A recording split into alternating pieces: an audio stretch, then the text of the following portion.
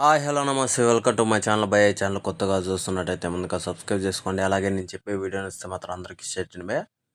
అయితే ఈరోజు మన టాపిక్ వచ్చేసి మన గేమ్ చేంజర్ గురించి భయ్య.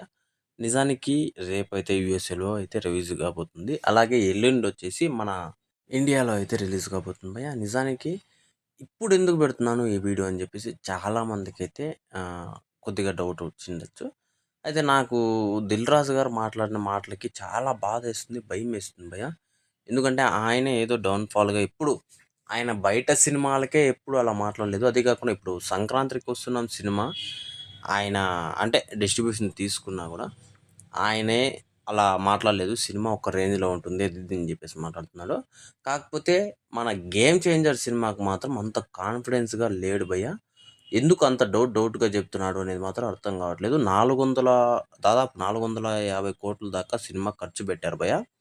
ఇప్పటివరకు 'దిల్ రాజు' గారి కెరియర్‌లోనే ద బిగ్గెస్ట్ పెట్టిండేది బడ్జెట్ అని చెప్పొచ్చు.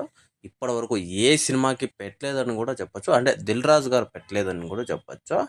అంత అమౌంట్ పెట్టి కూడా అసలు ఆయనకి నాకు తెలిసినంత వరకు చాలా టెన్షన్ ఎత్తుకొని ఉంటుంది. ఎందుకంటే సినిమా మీద హైప్ పెంచే విషయాలు ట్రైలర్‌లోనూ అంతగా లేకపోవడం ఒకటి.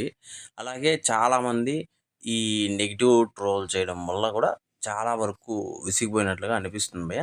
అయితే ఏదేదేముంది నిజానికి సినిమా మాత్రం సూపర్‌గా ఉంటుందనే టాక్ మాత్రం వినిపిస్తుంది. ఎందుకంటే ఆయన మాటల్లో కావచ్చు, ఆయన చెప్పే దాంట్లో కావచ్చు, ఓన్లీ 'రామ్ చరణ్' అన్న యాక్టింగు సినిమా స్టోరీని లేపుతుంది అని చెప్పేసి చెప్పుకుంటూ వచ్చాడు.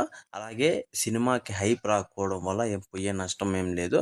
నాకు అంటే ఫస్టు ఒకరోజు, 2 రోజులు చూడంగానే ఆడియన్స్ అట్రాక్ట్ అవుతారు సినిమాకి అని చెప్పేసి చెప్పడం నాకింకా బాగా నచ్చింది భయ్య. సినిమా కూడా సూపర్ ఉంటుందని కూడా చెప్పుకుంటూ వచ్చాడు. అయితే 'దిల్ రాజు' గారి మాటల మీద మీ ఒపీనియన్ ఏందో కింద కామెంట్‌లో తెలియజేసేయండి భయ్య. మర్చిపోకుండా తప్పకుండా దయచేసి